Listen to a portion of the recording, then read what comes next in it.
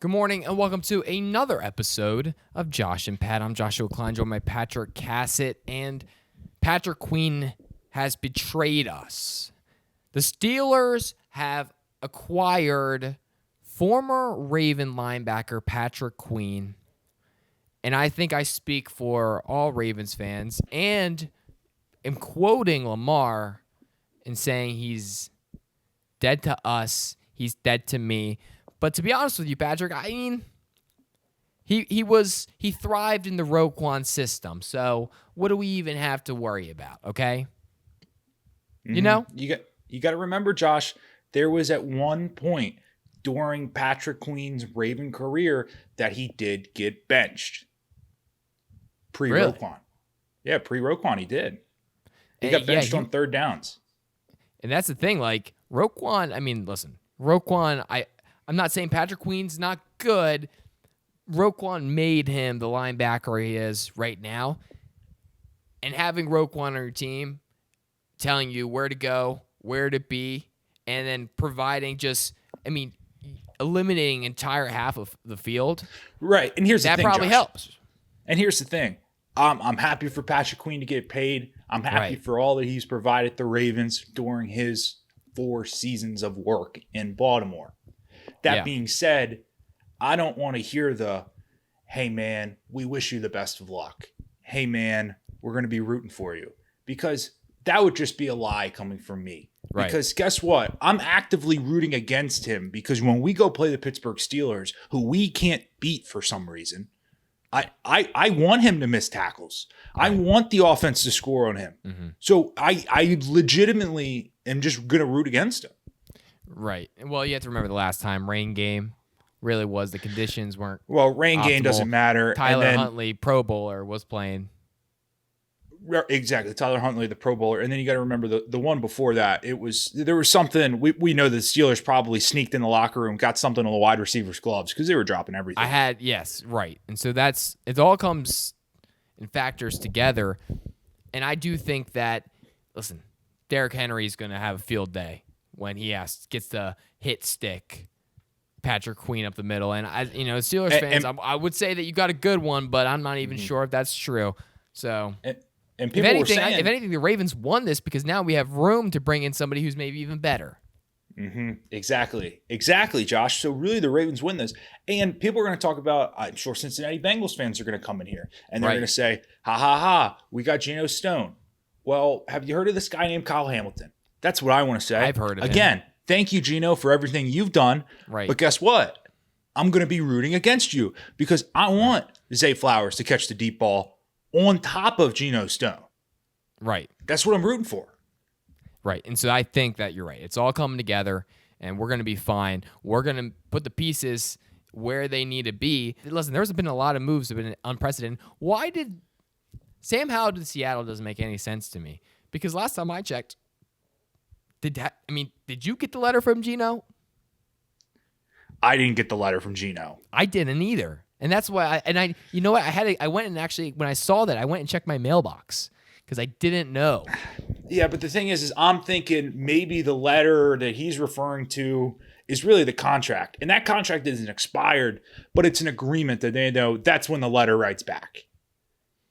And that contract tells me I think they can kind of get rid of him after this season. So, but is Sam Howell the guy, though, is my question. Well, yes, Josh, because you got to remember, you're putting him in Mike McDonald's system. He's a defensive guy. Well, but you bring that kind of evaluation, that kind of talent to Seattle, Josh. Well, you also don't forget about this, Patrick. It actually makes a lot of sense if we're looking back at it because we have to remember Mike McDonald was the defensive coordinator against the Commanders when they had arguably their greatest win in last decade of the franchise.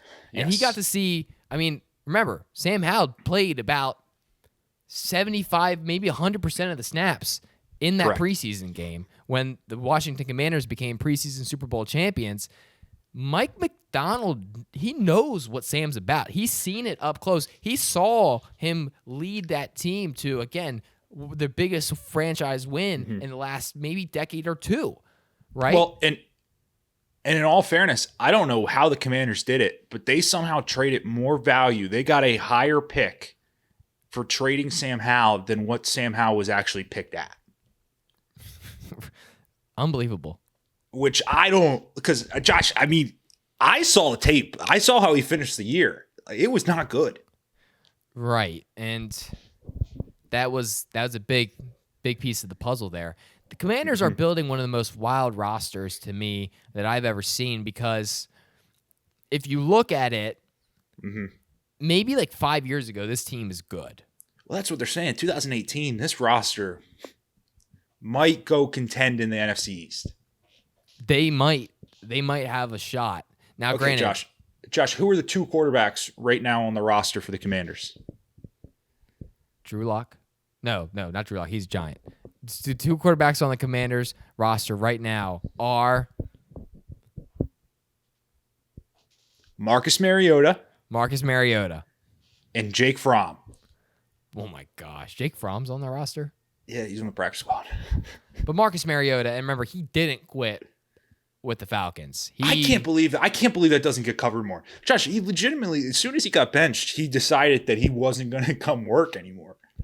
No, but he didn't quit, though. I think his team said he didn't quit. What do you think his agent, can you imagine being his agent in that situation? And they're like, okay, we have a couple concerns. We it did appear that he quit, and then he's got to no. He didn't quit. He's never quit a thing in his life.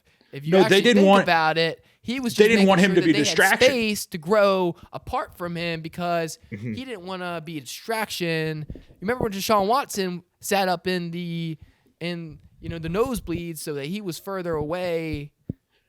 Right, and you got to remember that's what people were saying with Flacco. They're like the Browns never even offered him a contract because, Josh, in all seriousness, I think if they brought Flacco back, like 75% of that roster would want Flacco to start, right. And they literally cannot have Flacco start. So literally in the interest of saving the locker room, they could not make him an offer because he actually played too well. Right, he played too good.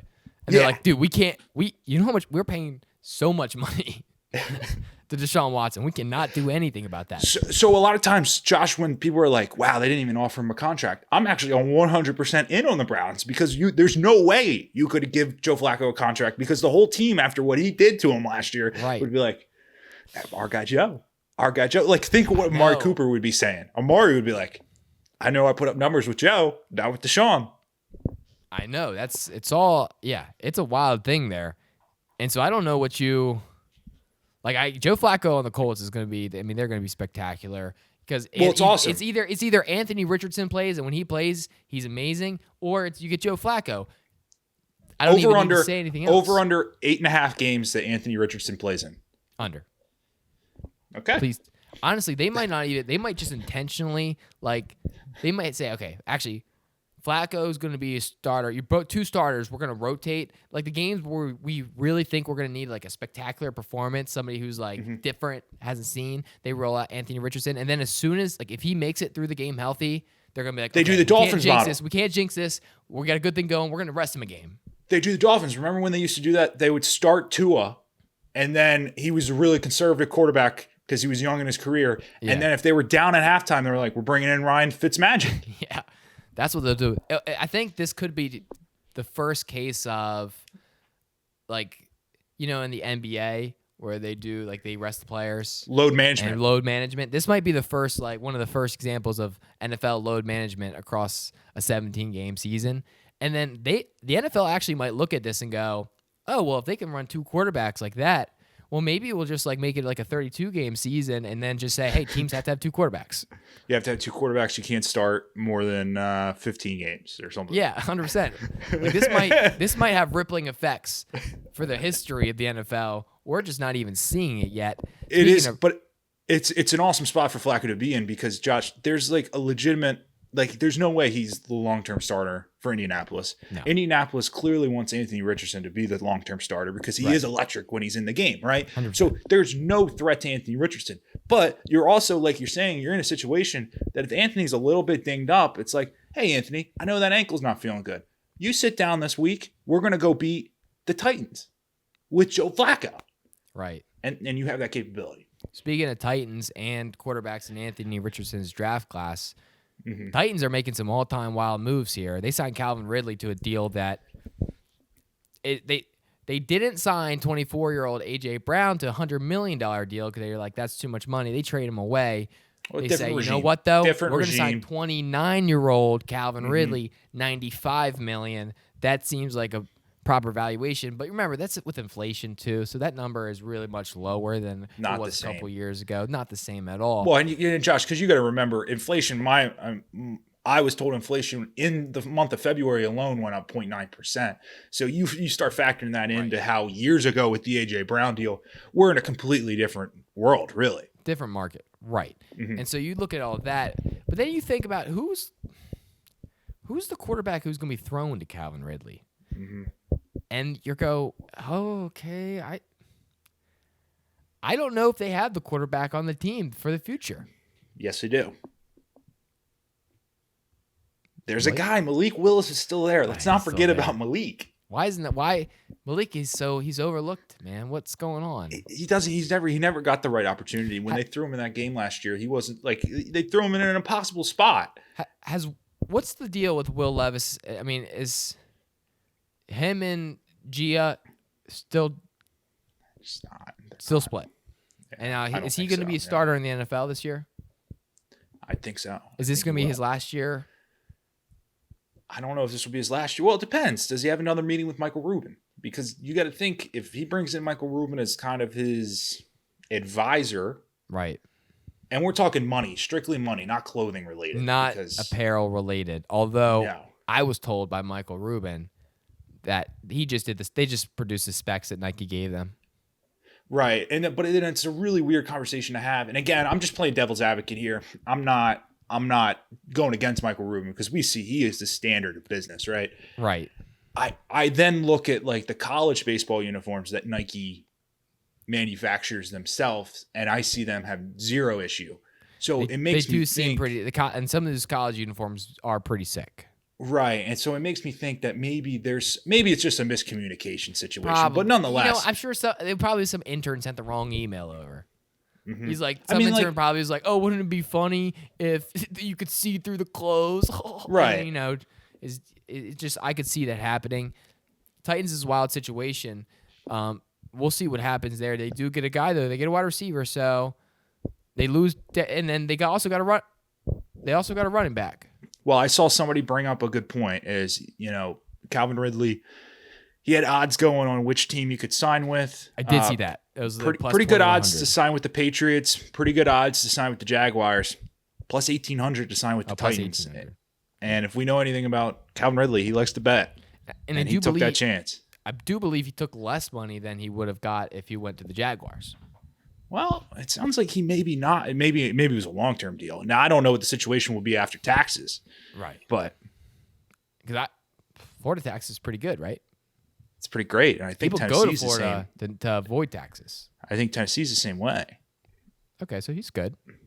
Yeah. Right, but I was talking about on a potential betting situation because you get taxed on that at year end. Oh, right. Right. We're sure he didn't do that. Well, that's not allowed, and he wouldn't. He's the kind of guy who learns his lesson the first time. And I imagine it's not like he would put the account in his name or anything. He'd probably be going through a bookie anyway. So. Right. So we would, and you would never even know. So untraceable. We can only wonder, but we're sure he's a stand-up guy in that respect. So we're fine with that. Speaking of stand-up guys, this guy was accused of.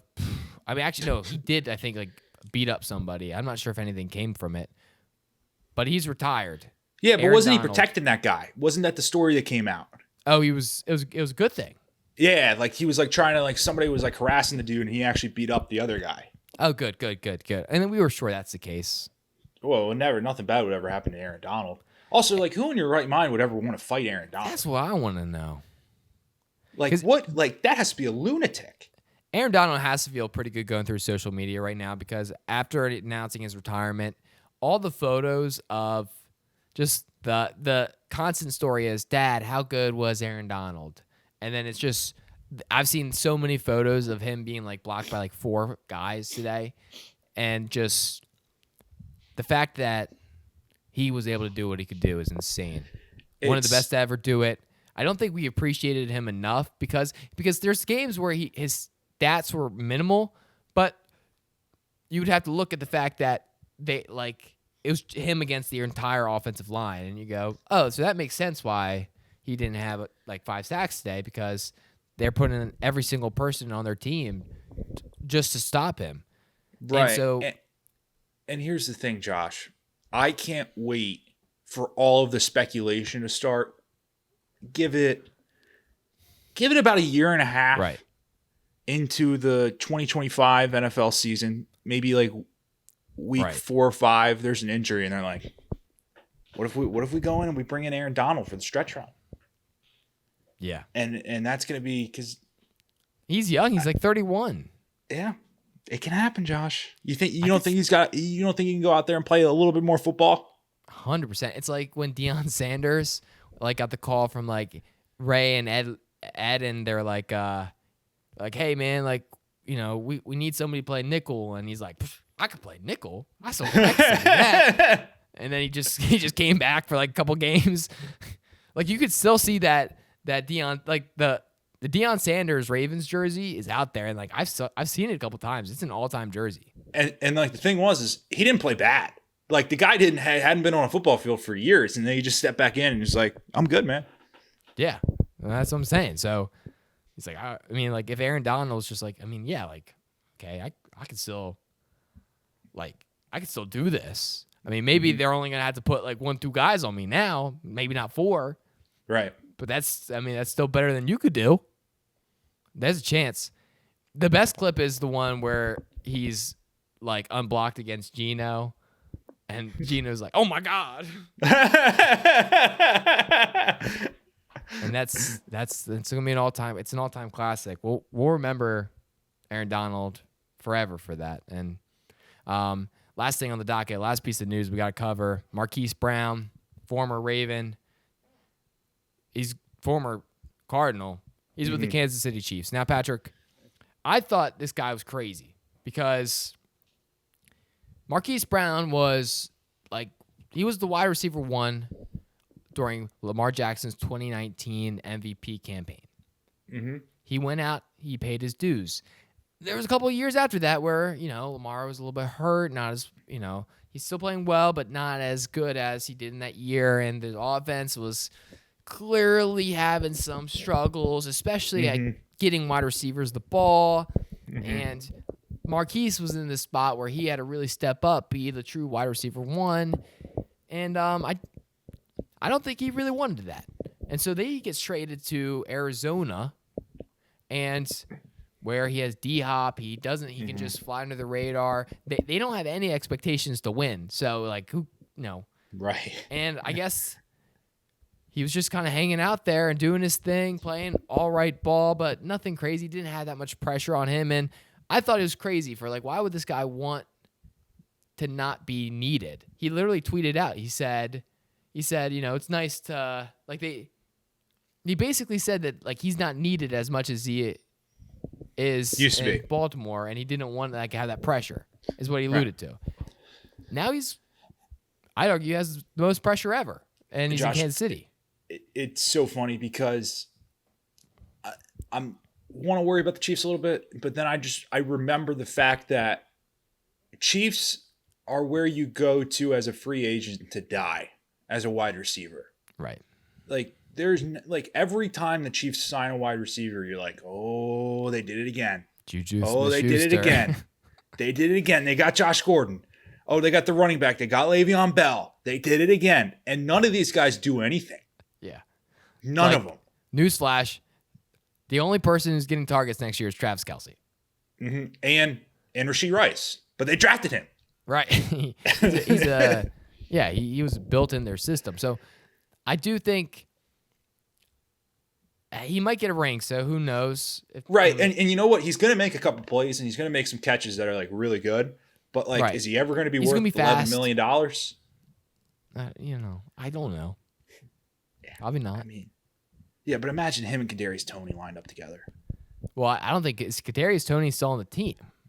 I think so. I think he have at least 4-year contract? I think it's only been 3. they benched him in the Super Bowl. Wow, was he hurt? No, I don't believe it. They allegedly lied about him being hurt for a couple of those games, but the last game they were like, no, he's healthy. He's just not. We're not playing him. So I don't know. That's a wild situation. Good for Marquise, I guess. Potentially going to win a ring, but feels like if I had to pick a team to be on right now, I'd pick the Ravens. So, that's just how it is. Got Derrick Henry, and I gotta. And here's the thing about Derrick Henry being on the Ravens, Patrick. He's still got it, Right. Like, people are thinking that he's lost a step. No. Like, Derrick Henry, I think, he's big. He's fast. He could go for 2,000 rushing yards this year. Josh, if you've listened to our show, you've known from the beginning, this is a guy that we've targeted. Yeah. On this show. I said, I think that you go and you get a guy like Derrick Henry. That's a game changer. I think he's going to play really well. With Lamar back there, the run pass option is going to be insane. I don't know how you stop it. Derrick Henry signing, very big win, and I'm excited to see what happens. And I've said it all along. Derrick Henry is the guy, and Cowboys missed out. Right. So, anyway, that's the show. Make sure you guys like, comment, and subscribe. We'll see you guys on Monday for another episode. Free agency has been insane. It's been awesome, and do you want to say something, or you're getting ready for the end? I was getting ready for the. Okay. Well, make sure you go picksandpicks.com to read everything happening in sports. We'll see you guys on Monday. A peace.